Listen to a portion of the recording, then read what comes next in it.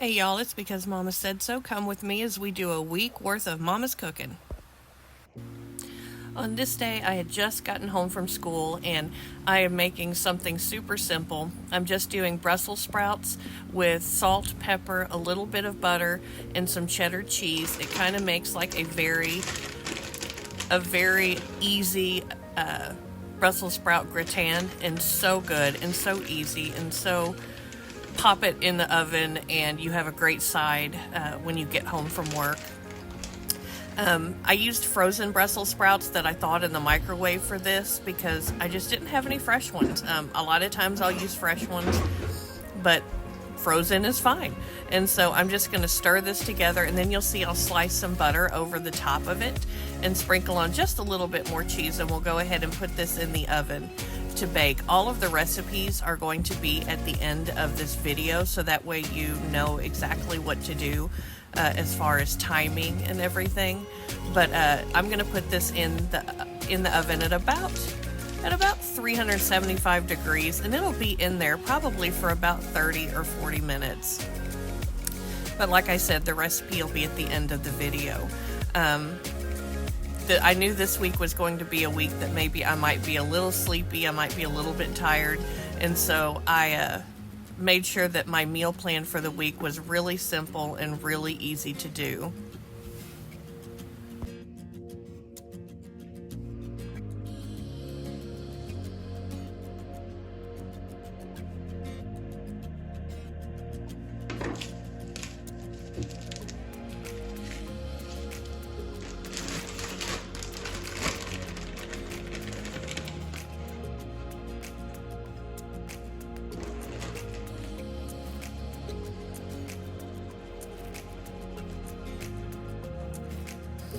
Here I'm going to do a really simple garlic cheddar or garlic Parmesan mashed potato. My daughter wanted me to do the crash hot potatoes where you do the yellow potatoes and you smash them and you do Parmesan on them. But I only had russets, and I find that russets don't do very well with crash hot potatoes. So I am just going to clean a couple of these and get them into a pot of boiling water, and we're going to make mashed potatoes. I make sure and salt my water and make sure that the water is covering over the top of the potatoes, and I cover them as they cook, usually for about 20 to 25 minutes, until I can easily get a knife through the center of like the bigger chunks. And then that's how I know that they're ready to be mashed. Now, some people will put their potatoes in their mixer or their food processor, but I actually use a potato masher. It leaves the texture a little bit rustic, but I kind of like it. To me, I like being able to taste that they're homemade potatoes.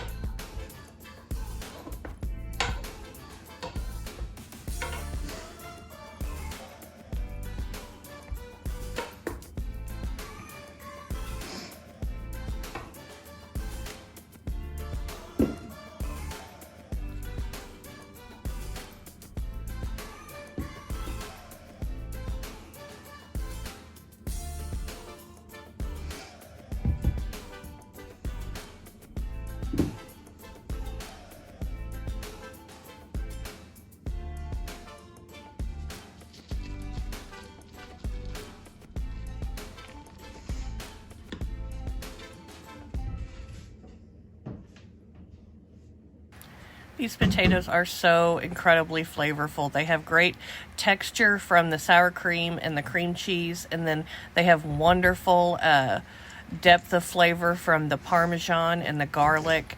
It's just a nice side to add to your main course that just doesn't take a lot of hard work, and it's just a few steps and a few ingredients. And you can really spice this up any way that you want. You can add a little bit of cayenne to it.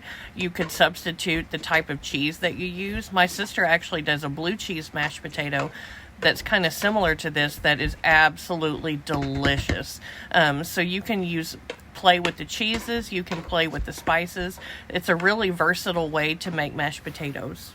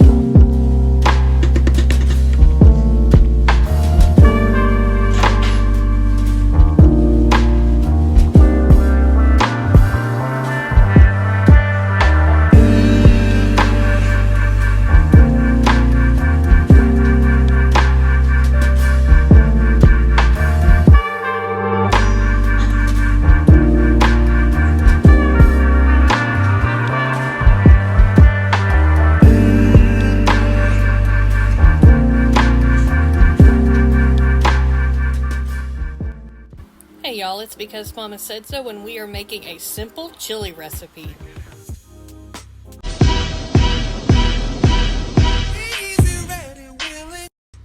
This is one of those recipes that you can literally whip up in 30 minutes when you get home, crazy busy, don't have time. And before anyone says anything, this is not intended to be like the best gourmet chili you've ever had in your entire life, but I will say it's quick, it's easy, and it's delicious. It makes a wonderful base for Frito pies. It makes a wonderful base for anything that you would normally make with chili. I like to put Fritos, sour cream, cheese on top. I've used this chili for chili mac. I have a chili mac recipe that I use this chili in, and I like to make this in bulk because if there's any left over, I can always freeze it. This has got 5 chili bean cans, 2 Great Northern bean cans, and a large pinto bean can. And what makes this recipe taste like it's been cooking all day is I'm going to take 2 or 3 cans of those chili beans, and I'm actually going to mash them so it thickens the texture. Then I'm going to add about the equivalent of 3 or 4 cups of diced tomatoes and a can of tomato paste. You can be so flexible with these tomato products. I've done this with crushed tomatoes. I've done it with stewed tomatoes. It's just super simple. And then we're going to whip up a super simple chili seasoning to go in it as well. I absolutely love this recipe. My family loves this recipe, and it is so good. It's not overwhelming, and it's not too spicy, and it's definitely kid-friendly. And also, you can use a combination of beans. As a matter of fact, I usually like to use black beans in this too, just because it looks really pretty in the chili. Here you see me, I'm going to add the cans of chili beans to this bowl, and I'm just going to mash them up until they're at a nice smooth texture. I will say this, I have also used refried beans in this kind of recipe before in order to get that really thick bean texture if I didn't have enough of my chili beans on hand. Like I said, this is a super simple recipe. It's not meant to be glamorous. It's not meant to be the best chili you've ever had. I did one time win a chili contest with this recipe, and it was the People's Choice, and I think it's because it's one that's just globally flavored for most people. It doesn't have a lot of extreme flavors, it doesn't have a lot of extreme heat, and so it just goes really well with a lot of different things. Here we're going to make our chili seasoning. I'm going to add pepper to this dish. I'm also going to add chili powder to it, seasoned salt, paprika, garlic powder, onion powder, cumin, all of those great classic chili seasonings. Of course, the recipe is at the end if I left anything out, along with the measurements that I used, but you kind of measure with your heart and you go ahead and taste your chili and make sure it's got the seasoning that you want. But like I said, quick, easy. On this particular day, I had worked all day long and I had a project that I was working on for the kids' class for Christmas. And so I was super tired, super worn out, and I just needed something quick to do. I also add about 2 pounds of ground beef that I have cooked into this as well. I know some people just do beans in their chili. Some people just do meat in their chili. There is really no right or wrong way to do chili as long as it's good, it's flavorful, and your family loves it.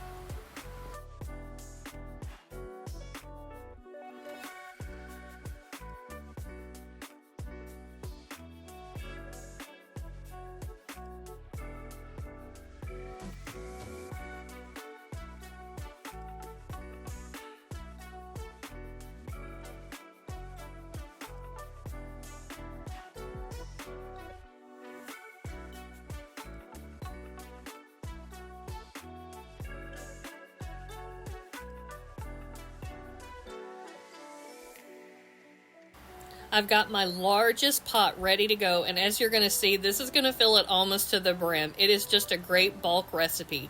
I'm going to add all of the cans that I've opened, juices and all. This adds to the texture of the chili and also the flavor.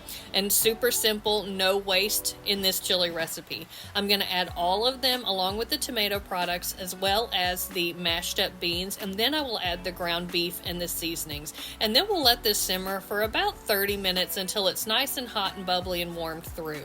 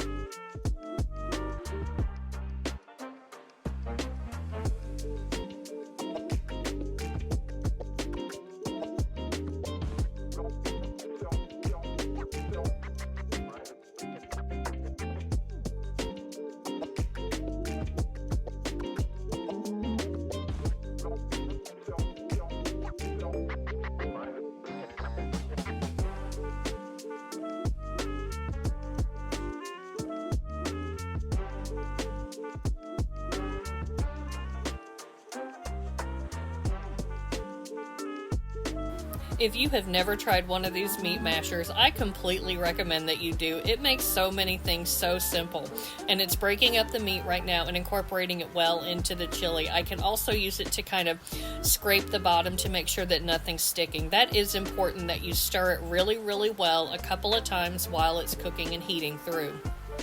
I got my meat masher from Pampered Chef. One of my really good friends, Holly, is a Pampered Chef representative, and I got my meat masher from her. This particular recipe, actually, I got years and years and years ago, and the idea of mashing the beans from a really good friend, Barb, who was actually one of my very first bosses when I was in college, when that was like, oh Lord, 25 years ago. And I have used this recipe forever, and it is so delicious.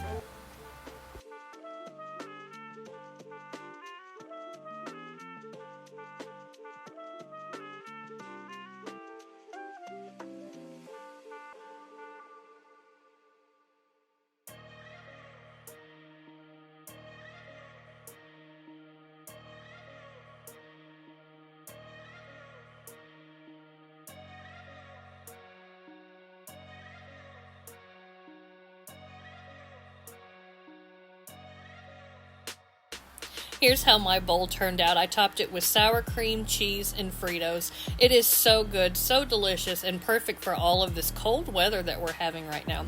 Thank you so much for watching. Take care of yourself, your precious cargo, and why? Because Mama said so. I would love for you to like, share, and subscribe, and I would love to chat in the comments. I've been working on getting my sourdough game back on track, so I got a couple of loaves going last night, and this morning they look so good. I can't wait to throw them in the oven because I'm going to use them for homemade sourdough crostinis with our appetizer Palooza tonight. Here they are coming out of the oven. They look amazing, and they taste so good.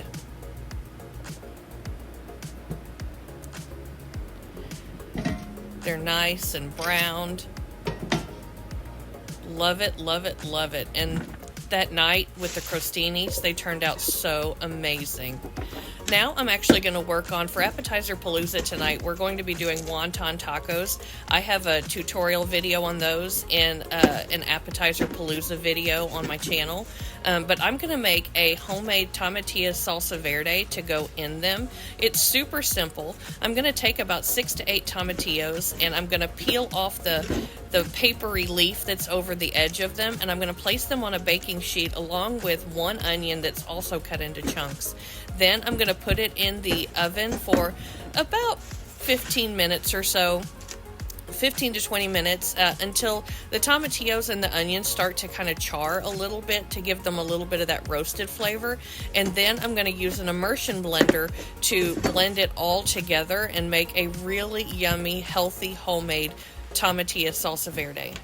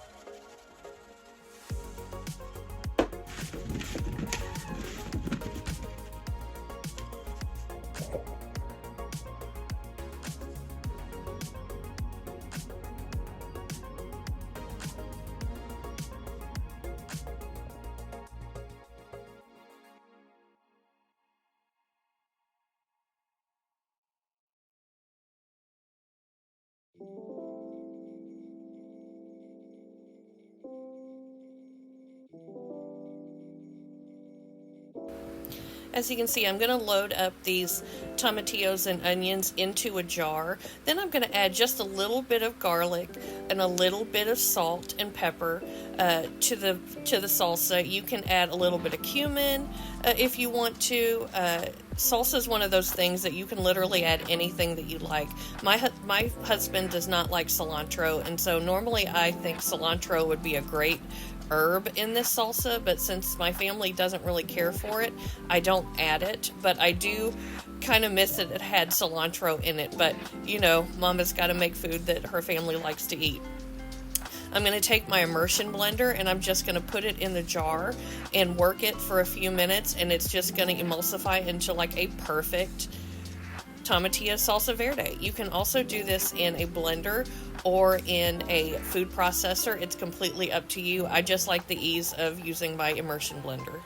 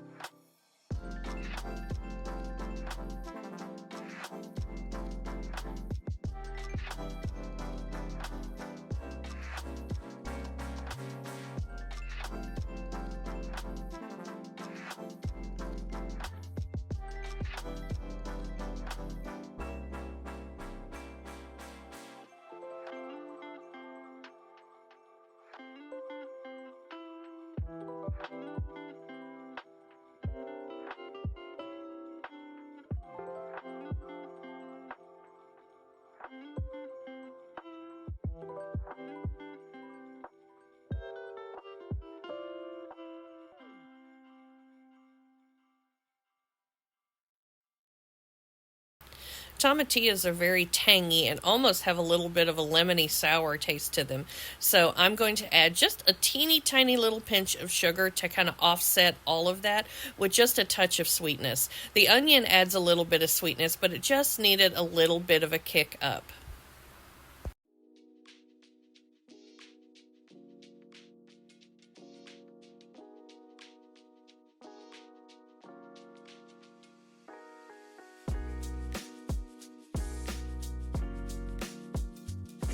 Next, I'm going to get started on something that is my family's absolute favorite.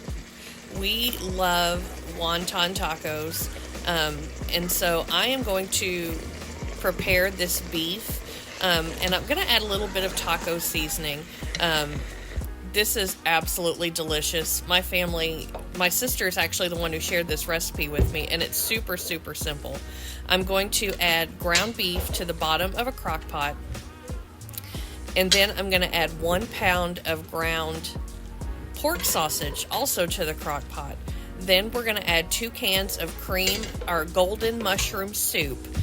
I know at the very beginning my sister told me golden cream of mushroom soup, and that thing does not exist. It is just golden mushroom soup, and we're going to add 2 cans. And then some Velveeta. But watch as this recipe progresses, because this is something that you can make set on low for 3 or 4 hours, stirring occasionally, and it is so delicious. We call it real good dip.